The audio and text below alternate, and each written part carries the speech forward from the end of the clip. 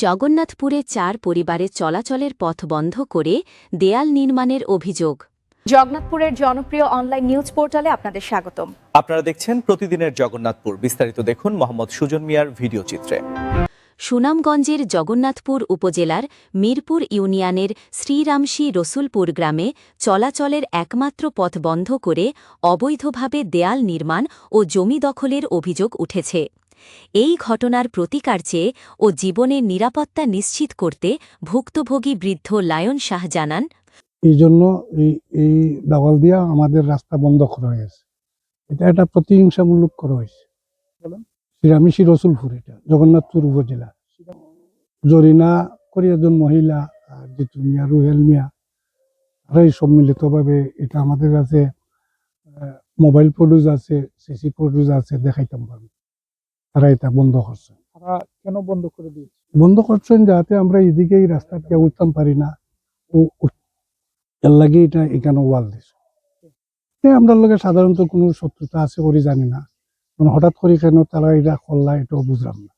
এই জায়গাটা আমরা তো জানি এবং অফিসিয়াল ভাবে আমরা খোঁজ করছি, দেখছি এটা সরকারি জায়গা। প্রেসিডেন্ট স্যারের লগে বইছি, টেবিলও বইয়া দেখছি, এগুলা সরকারি জায়গা। থানার ওসি সাহেবের লগে যোগাযোগ করছি, প্রেসিডেন্ট স্যারের লগে যোগাযোগ করছি, তহসিলদার স্যারের লগে যোগাযোগ করছি। প্রত্যেকের পক্ষ থেকে নিষেধ আইছে, তারা নিষেধ মানছে না, তারা নিষেধ অমান্য করে কাজ পুরা করছে। এটা প্রায় 10 দিন হয়েছে। আমরা কোনো সুরাহা পাইতেছি না, কোনো সাহায্য সহযোগিতা পাইতেছি না।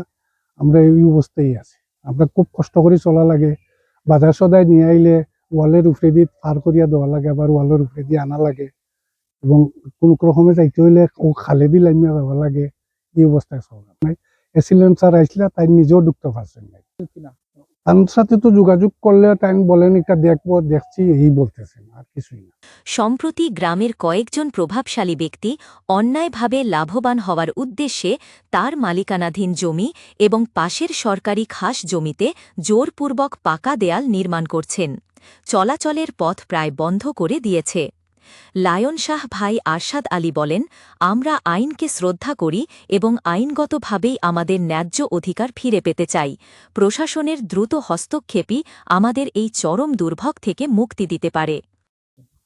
আমরা তো গৃহবন্দী অবস্থায় আছি, আর ওয়াল হয়েছে আজ 10 দিন হয়েছে। তখন আমরা গেছি সকলখানো, প্রেসিডেন্টর গেছি, থানাত গেছি, সকলের গেছেও গেছি। আমরা হয়তো হইল যে সারও জায়গা আমরা চলাচল করার ব্যবস্থাটা করতাম। ইটা সরকারের কাছেও দাবি, আর তো যে লেখাপড়া করার পুরুত্তা যাইতে পারে 10 দিন হয়েছে বন্ধ।